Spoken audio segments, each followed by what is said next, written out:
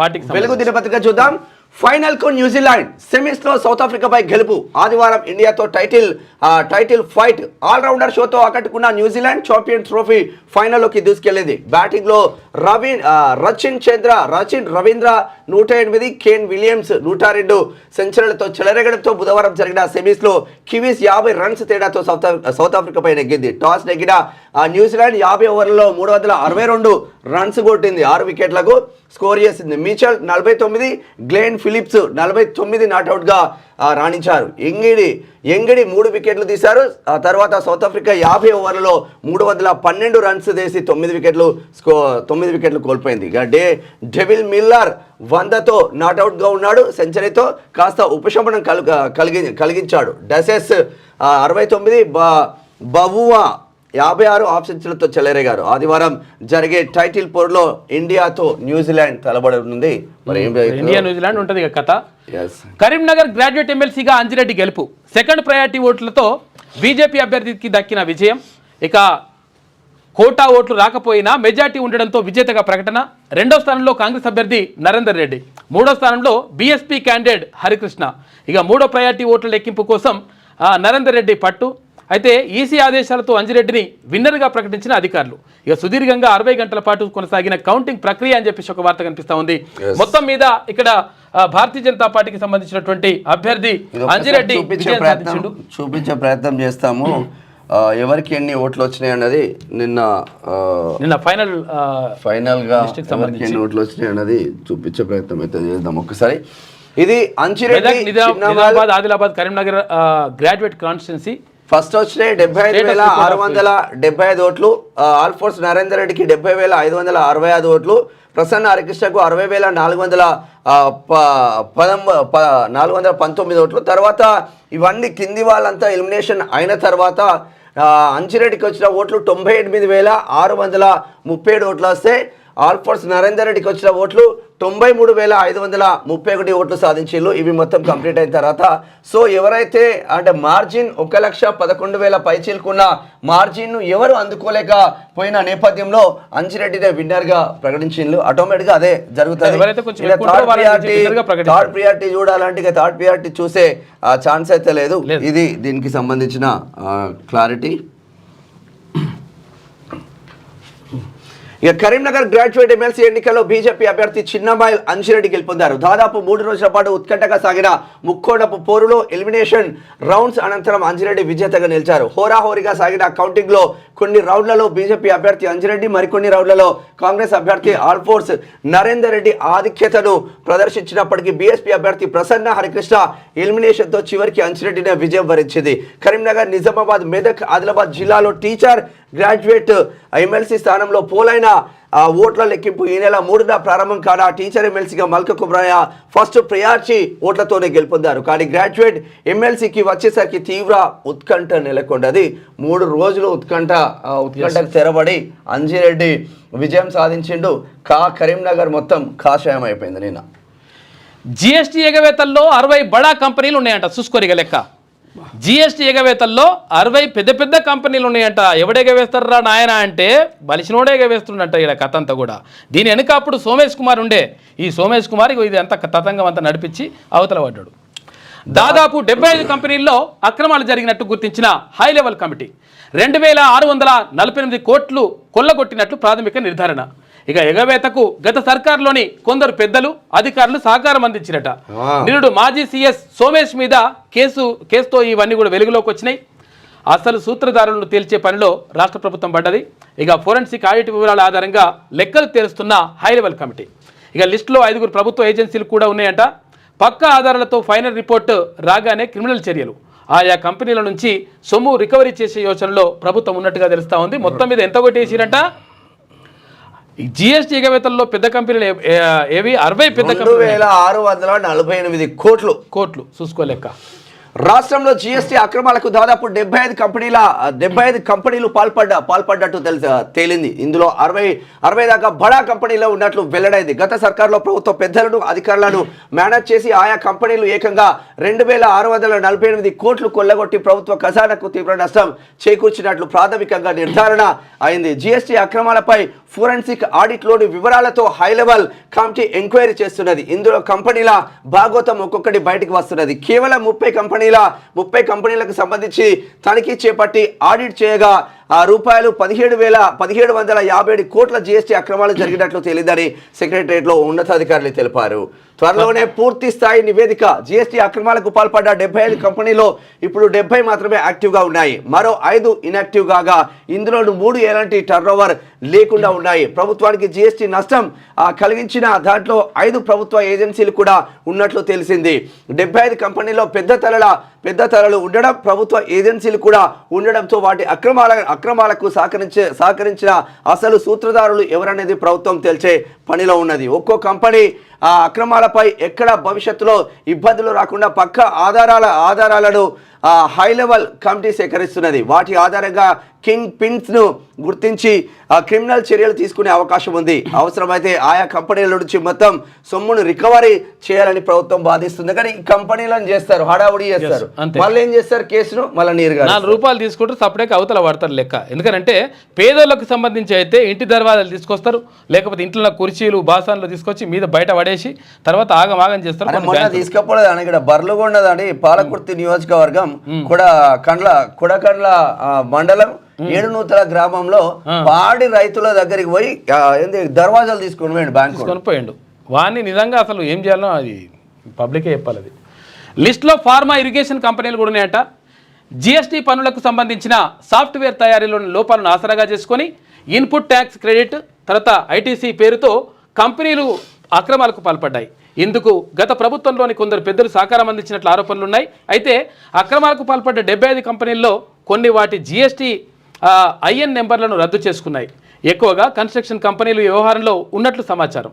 అయితే లిస్టులో ఫార్మా కంపెనీతో పాటు అయితే హోటల్స్, షాపింగ్ మాల్స్ కూడా ఉన్నాయంట. భారీ ఇరిగేషన్ ప్రాజెక్టులు నిర్మించే ఒక పెద్ద కంపెనీ సైతం ఒక పేరు రాస్తే ఏమవుతుంది, ఒక పెద్ద కంపెనీ సైతం అక్రమాలకు పాల్పడ్డట్టు అధికారులు చెప్తున్నారు. ఆ కంపెనీ ఏపీలో బడా project నిర్మిస్తున్నది.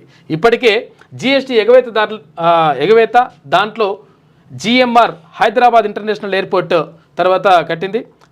Jio fiber limited, Olectra green tech limited, Mangalya shopping mall మంచిగా ఉన్నాయి అంత కథ. ఎల్ఐఎన్టీ తర్వాత ఐటీసీ లిమిటెడ్ వంటి కంపెనీలు ఉన్నట్లు అధికారులు గుర్తించారు. వీటితో పాటు మిగతా కంపెనీల భాగోతాన్ని కూడా పక్క ఆధారాలతో రాబడుతున్నారు. పెద్ద ఉన్నాయి కదా, ఇంకేముంటుంది, పెద్ద కంపెనీలు వాళ్ళు ఉట్టినే మేనేజ్ చేస్తారు. Jio fiber limited, Olectra green tech limited, Mangalya shopping mall, LNT ఇవే వసూలు చేస్తా అంటారు. కానీ వీళ్ళకు ఇవి ఒకవేళ ఇవ్వనందుకు ఫైన్ వేస్తా, లేకపోతే వాళ్ళ కంపెనీలు జప్తీ చేస్తాం, లేకపోతే ఆగమాగం చేద్దామని ఎటువంటి పరిస్థితి లేదంట. ఇవి వసూలు చేస్తారట. వసూలు చేయని వాటిని వసూలు చేస్తాం, గింతే లెక్క చూసుకోలేక. అవి కూడా వసూలు చేస్తారా లేదా కూడా గ్యారెంటీ ఉండదు. తాను ఆత్మహత్య అటెంప్ట్ చేయలేదని ప్రముఖ సింగర్ కల్పన స్పష్టం చేశారు. నిద్ర మాత్రల డోస్ ఎక్కువ కావడంతో అపస్మారక స్థితిలోకి వెళ్లాలని ఆమె తెలిపారు. బుధవారం కేపీహెచ్పీ పోలీసులకు ఆమె వాంగ్మూలం ఇచ్చింది. అయితే నేను నిద్రపోతందుకు నిద్ర మాత్రలు అంటే నిద్ర సరిగా వస్తలేదని చెప్పేసి రోజు ఒకటి వేసుకుంటుండే, ఇంకా జర ఎక్కువ వేసుకుంటే అట్లనే నిద్రపోయినా. కానీ నేను ఆత్మహత్య అటువంటి ప్రయత్నం ఏం చేయలేదని చెప్పేసి కల్పన అంటారు. వాళ్ళ పర్సనల్ అది. రైల్వే పోర్టర్ల హక్కుల కోసం పోరాడతారని రాహుల్ గాంధీ అన్నారు. వారి డిమాండ్లను ప్రభుత్వానికి తెలియజేస్తారని పేర్కొన్నారు. ఇటీవల న్యూఢిల్లీ రైల్వే స్టేషన్లో పోర్టర్లతో మాట్లాడిన వీడియోను రాహుల్ పోస్ట్ చేసిండు. జూలై 3 నుంచి అమర్నాథ్ యాత్ర. దక్షిణ కాశ్మీర్లోని హిమాలయాల్లో 3880 మీటర్ల ఎత్తున ఉన్న అమర్నాథ్ యాత్ర జూలై 3 నుంచి ఆగస్టు 9 వరకు కొనసాగుతుందని అధికారులు వెల్లడించారు. యాత్ర సాఫీగా కొనసాగేలా అన్ని చర్యలు తీసుకుంటామన్నారు. విజయపాల సేకరణ ధరలు పెంపు. ఆవు, బర్రెపాలు లీటర్కు అప్పుడేమో గేదెలని రాస్తుండే, ఇప్పుడు మంచిగా బర్రెలని రాస్తారు. మంచిగా ఉన్నది కథ. ఆవు, బర్రెపాలు లీటర్కు 3 రూపాయల చొప్పున పెంచేలా ప్రతిపాదనలు. ప్రతి నెల 5వ తారీఖు లేకపోతే 20 తారీఖు 5 తారీఖు 20 తారీఖు తేదీల్లో రెండు సార్లు చెల్లిస్తారట. 50 కోట్ల పెండింగ్ బకాయిలు రిలీజ్కు నిర్ణయం తీసుకున్నారని చెప్పేసి అంటా ఉన్నారు. ఈ బకాయిలు అంటే రిలీజ్ చేయకపోవడం వల్ల మొన్న ఇక్కడ షాద్ నగర్ దగ్గర షాద్నగర్ దగ్గర ఒక రైతు ఆత్మహత్య చేసుకున్నాడు. అంటే పైసలు రాక తర్వాత ఏం చేయాలనో అర్థం కాక పార్ల మీద ఆధారపడి అసలు దారుణమైనటువంటి పరిస్థితులకు ఎదుర్కొంటూ అప్పుల బాధతోటి ఏం చేయాలని అర్థం కాక ఆత్మహత్య చేసుకున్నాడు. అటువంటి పరిస్థితి వచ్చింది విజయపాలతోటి. విజయ అంటే ఏంటిది అసలు యాక్చువల్గా అంటే ఇప్పుడు మేరే డైరీలు వేరు, విజయ వేరు. విజయ అనేటువంటిది ప్రభుత్వ రంగ సంస్థ. ఈ ప్రభుత్వ రంగ సంస్థ అయినటువంటి విజయ డైరీ అసలు మరి ఇట్లా పెండింగ్ పెట్టి తర్వాత ఇట్లా రకరకాలుగా ఇబ్బందులకు గురి చేస్తాయి. ఇప్పుడు ఏంటంటే నెయ్యి బియ్యి అంతా కూడా మొత్తం అంతా ఇక్కడ నుంచే తీసుకోవాలని చెప్పేసి కూడా రూల్ పెట్టుకున్నారు కదా. పెట్టుకున్న తర్వాత నెయ్యో బియ్యో లేకపోతే ఇంకా అదొకటి ఇదొకటి ఏమైనా ప్రోడక్ట్స్ కూడా అక్కడక్కడ అమ్ముతున్నారు స్టాల్ పెట్టి. ఇవన్నీ చేసినప్పుడు మంచిగా పైసలు తీసుకొచ్చేసి తర్వాత రైతులకు ఎట్టి పరిస్థితుల్లో నష్టం జరిగేటువంటి ప్రతి పని చేయకుండా 50 కోట్ల రూపాయలు అంటే పెద్ద విషయం ఏమన్నా. 50 కోట్ల రూపాయలు ప్రభుత్వం అని ఇచ్చి ఆదుకొని తర్వాత రైతులకైతే ఫస్ట్ చెల్లించినాక ఆ తర్వాత మరి అక్కడ విజయ డైరీ నుంచి తీసుకునేటువంటి ప్రయత్నం చేయాలి. తర్వాత విజయ డైరీలో ఉన్నటువంటి పెద్ద పెద్ద ఆఫీసర్లు కొంతమంది ఆఫీసర్లు కూడా రకరకాలుగా అక్రమాలకు పాల్పడుతున్నట్టుగా కూడా మనకు సమాచారం వస్తూ ఉంది. దానిపైన కూడా ప్రత్యేక దృష్టి పెడతాం, చూడాలి దాని సంగతి. ఇక నేడు కేబినెట్ భేటీ, బీసీ రిజర్వేషన్లు, ఎస్సీ వర్గీకరణ బిల్లులకు ఆమోదం, టూరిజం పాలసీ, కులగణన పూర్తి నివేదికపై చర్చ. సీఎం రేవంత్ రెడ్డి అధ్యక్షతన గురువారం మధ్యాహ్నం 2 గంటలకు సెక్రటరియట్లో కేబినెట్ మీటింగ్ జరగనున్నది. స్థానిక సంస్థలతో పాటు విద్య, ఉద్యోగాల్లో బీసీలకు 42% రిజర్వేషన్లు కల్పిస్తూ తెస్తున్న 2 బిల్లులు సహా ఎస్సీ వర్గీకరణ బిల్లుకు కేబినెట్ ఆమోదం తెలపనుంది. అలాగే టూరిజం పాలసీ రెండోసారి సర్వే చేపట్టిన నేపథ్యంలో కులగణన పూర్తి నివేదికపై చర్చించనుంది. అసెంబ్లీ బడ్జెట్ సమావేశాల నిర్వహణపై కేబినెట్ నిర్ణయం తీసుకోనున్నారు. ఇటీవల సీఎం రేవంత్ రెడ్డి ఢిల్లీకి వెళ్లి ప్రధాని మోదీ కేంద్ర మంత్రులతో భేటీ అయ్యారు. ఈ సందర్భంగా పలు ప్రాజెక్టులపై చర్చించారు. వాటిపై కూడా కేబినెట్లో వివరించే అవకాశం మాత్రం ఉంది. ఇట్లా జరిగిందంట. మొత్తం మీద క్యాబినెట్ సమావేశం ఇవాళ ఉన్నది. అయితే దీనిపైన ప్రధానంగా ఇప్పుడు చర్చనీయాంశంగా మారుతుంది. ఎందుకనంటే ఇక్కడ ఎస్సీ వర్గీకరణ అంశం ఒకటైతే ఎస్సీ వర్గీకరణకు సంబంధించి ఇప్పటికే 1, 2, 3 అని చెప్పేసి 3 గ్రూపులుగా చేసిండ్రు. అయితే లేదు అప్పుడు గతంలో చేసినట్టుగా ఏబిసిడి అనేటువంటి వర్గీకరణ చేయాలి. వర్గీకరణ చేయడంతో పాటు మాకు రిజర్వేషన్ పెంచాలి అనేటువంటి ప్రతిపాదనను వాళ్ళు పెడతా ఉన్నారు ఎస్సీ సామాజిక వర్గానికి చెందినటువంటి నేతలు. దాంతోపాటు ఇక్కడ ఎంఆర్పిఎస్ బలంగా దానిమంటారు డిమాండ్ చేస్తూ ఉంది. అంటే మాకు పర్సెంటేజ్ అంటే ఇక్కడ ఏదైతే రిజర్వేషన్ పర్సెంటేజ్ పెంచాలని చెప్పేసి వాళ్ళు డిమాండ్ చేస్తూ ఉన్నారు. దానిపైన ఇవాళ చర్చించేటువంటి అవకాశం ఉంటుంది.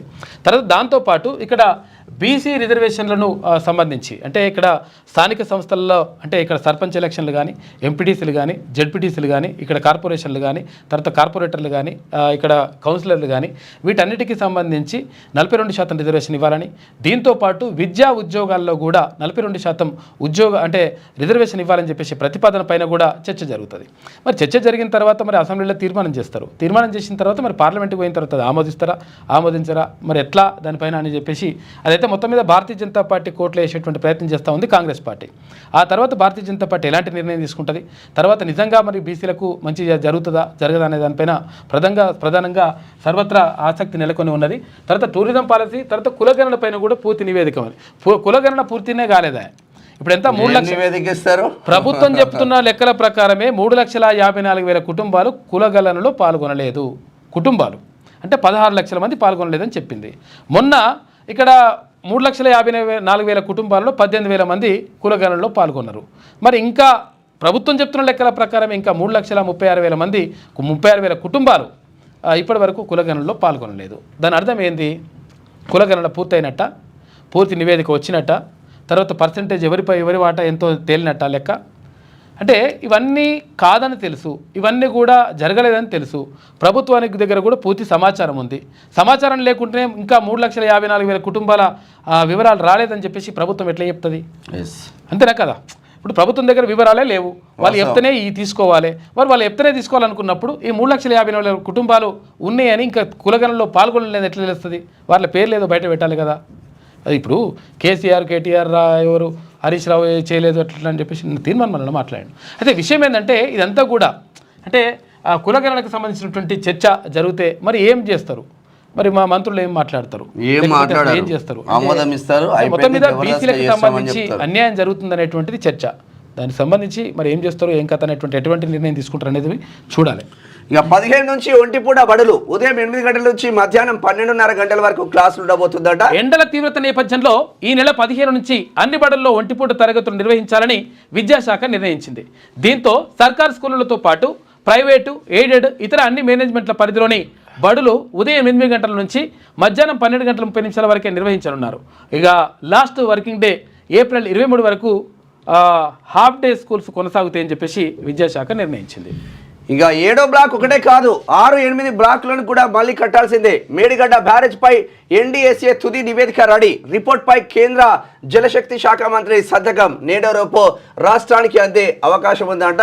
దస్కింది ఒకటి 7వ బ్లాక్ ఒకటే కాదు 6-8 కూడా దస్కింది. ఇప్పుడు తీసేసి మళ్ళీ మొత్తం తీసేయాల్సి వస్తుంది. ఇప్పుడు విషయం ఏంటంటే కొంచెం అటు ఇటు చేసుడు కాదు, రిపేర్ చేసుడు కాదు, మొత్తం తీసి కట్టాలని చెప్పేసి అంటా ఉన్నారు.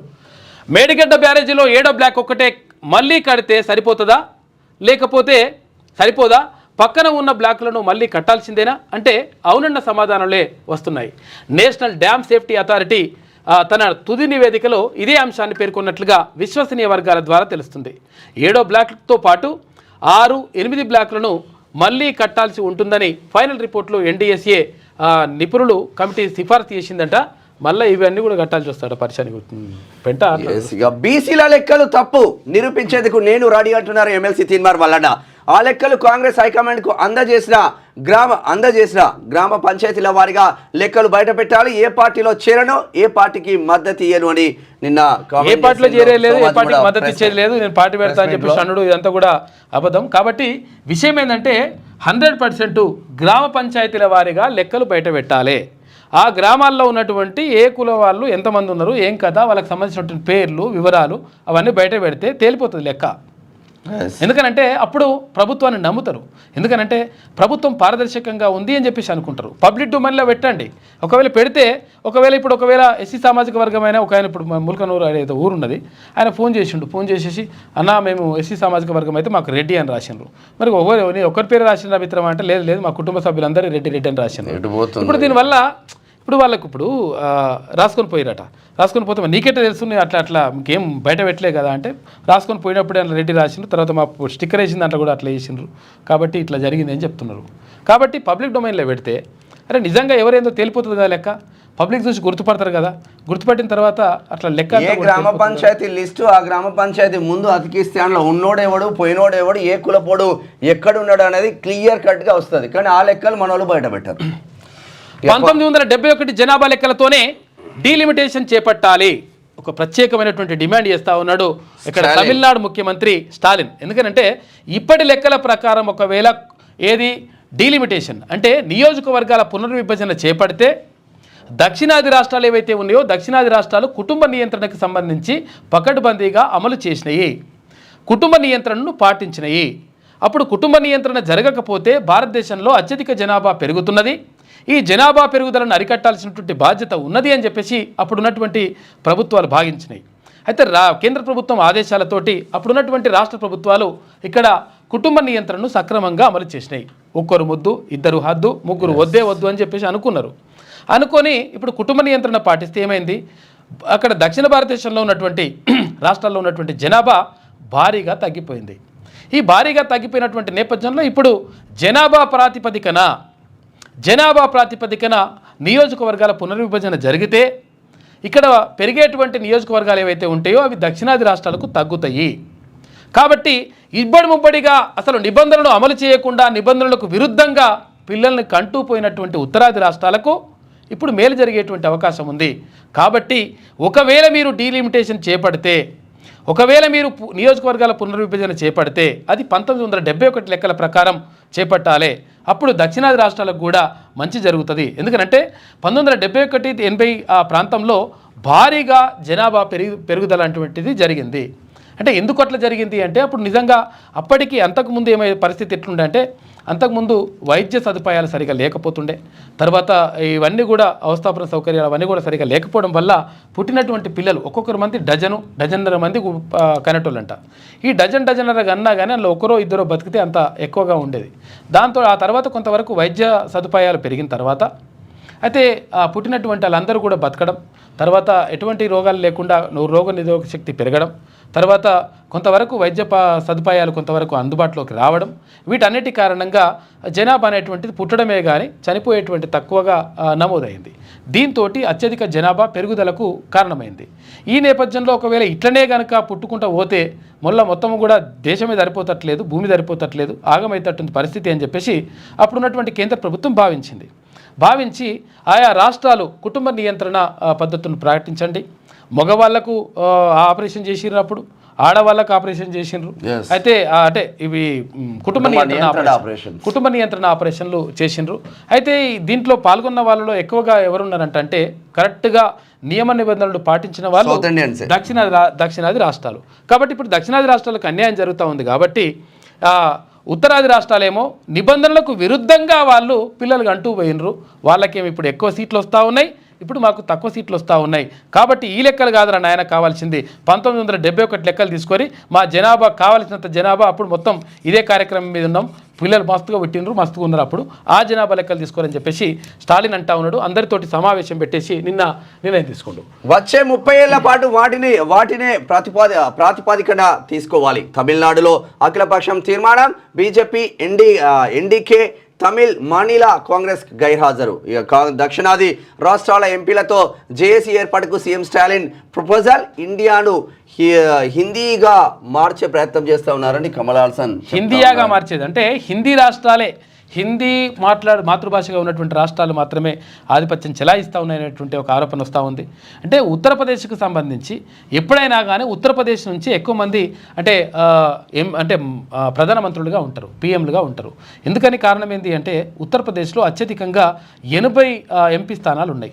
అంటే ఇప్పుడు కొన్ని 2-3 రాష్ట్రాలు కలుపుకుంటే కూడా అంతా ఉండదు పరిస్థితి. మన రాష్ట్రంలో ఎంత 17 ఉన్నాయి, 17 ఎంపీ సీట్లు ఉంటే అక్కడ 80 ఎంపీ సీట్లు ఉన్నాయి. అంటే మనటువంటి రాష్ట్రాలు 4 అయినా కానీ అక్కడికి చేరుకోలేరు. కాబట్టి అక్కడ ఉత్తరాది రాష్ట్రాలు, అందులో ప్రధానంగా ఉత్తరప్రదేశ్ అత్యధికంగా అట్లా ఎంపీ సీట్లను కలిగి ఉన్నది కాబట్టి వాళ్ళ ఆధిపత్యం చెలాయిస్తూ ఉన్నారు. ఎందుకంటే ఇక్కడ వాళ్ళు ఏదనుకుంటే అదే జరుగుతుంది. ఎందుకంటే ఎంపీలు ఎక్కువ ఉన్నారు కాబట్టి వాళ్ళు ఏ నిర్ణయం తీసుకుంటే ఆ నిర్ణయంకే కట్టుబడాల్సిన అవసరం వస్తుంది. కాబట్టి ఇక్కడ దక్షిణాది రాష్ట్రాలకు అన్యాయం జరుగుతూ ఉందని చెప్పేసి అక్కడ స్టాలిన్ అంటా ఉన్నాడు. ఇక యుద్ధమే కావాలంటే మేము సిద్ధం. అమెరికాకు వార్నింగ్ ఇచ్చిన చైనా ఏ యుద్ధమైనా చివరి వరకు ఫైట్ చేస్తామంటూ ట్వీట్ చేసింది అమెరికా యుద్ధమే కావాలని కోరుకుంటే తాము సిద్ధమేనని చైనా తేల్చి చెప్పింది. ఇక టారిఫ్ వార్ అయినా, ట్రేడ్ వార్ అయినా, లేక మరే ఇతర యుద్ధమైనా సరే చివరి వరకు ఫైట్ చేయడమే తమకు అలవాటని పేర్కొంది.